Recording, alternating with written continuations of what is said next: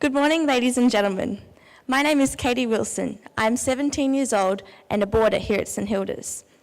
Having grown up on a farm my whole life, first on an 8,000-acre cattle and sheep property in Western New South Wales, and then a smaller cattle and pecan property just south of the Queensland border, there is no doubt this kind of childhood has given me some unique experiences and opportunities, from helping my dad and uncle preg test, getting up to feed potty calves on cold mornings in the middle of winter, and learning hands-on the importance of the dung beetle to any farmer worth their salt.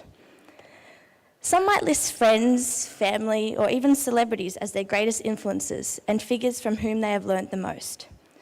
For me, though, some of the most significant lessons that I've learnt throughout my life have been learnt through the time I've spent working with cattle.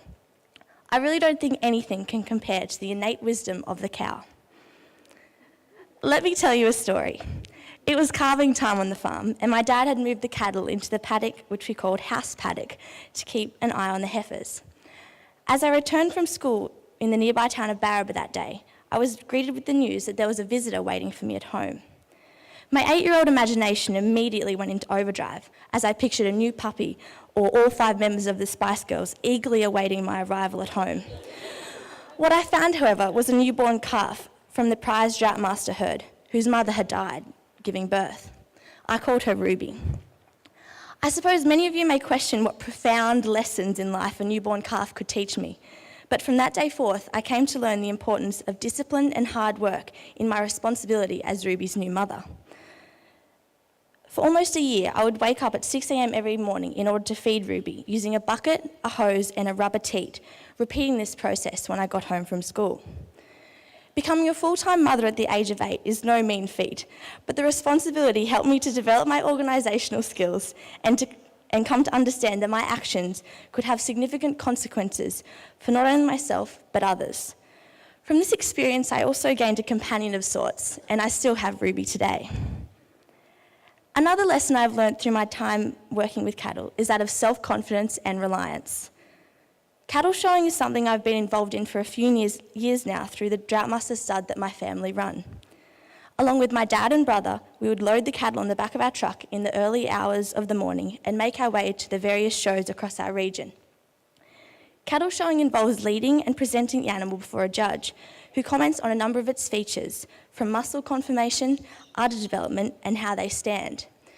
My heifer, Giselle, named in honour of the supermodel, and me became quite the efficient pair, working in unison to best show off to the judge. I began in 2011. At my first show, I was nervous and didn't fully understand what was expected of me. Despite my experience with cattle, I was still tentative, scared that I would lose control of the animal and get hurt. As I competed in more shows, however, I became more confident in my ability, in the end winning the junior parading prize at the Bangalow show. Public speaking and communicating is another key element to cattle showing, which has allowed me to develop the confidence within myself to do so. From working with cattle in this way, I've learned the invaluable lesson that to achieve anything, you must first overcome your fears and have the confidence to believe that you can do it.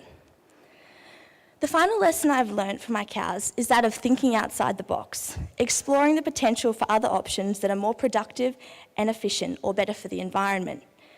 We run our cattle in quite a unique way, using a process called cell grazing. Put simply, cell grazing is a more intensive form of farming, which aims to work with nature rather than against it. Think of an African savanna.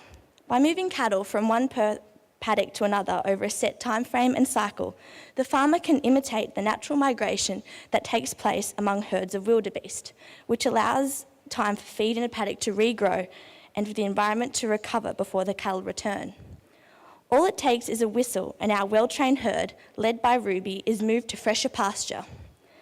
I saw my dad make the shift from conventional farming methods towards cell grazing when I was younger, along with the improvements to productivity and the reduction of our environmental impact. This form of agriculture promotes sustainability, and I like to think it keeps the cows happy too. The lessons I have learnt from my time spent around cattle, that of discipline, hard work, self-belief, and thinking outside of the box, are characteristics that I'd like to think define me as the person I am today. One final lesson I've learned through my cows is that almost every experience and individual you encounter in your life, no matter how challenging, has the potential to teach you important lessons and to shape you as a person. Philosopher William James once said, "To improve the golden moment of opportunity and catch the good that is within our reach is the great art of life." I've learnt just how important it is to seize the day and embrace every opportunity as one to learn and grow from. And for that, I guess I have my cows to thank. Thank you.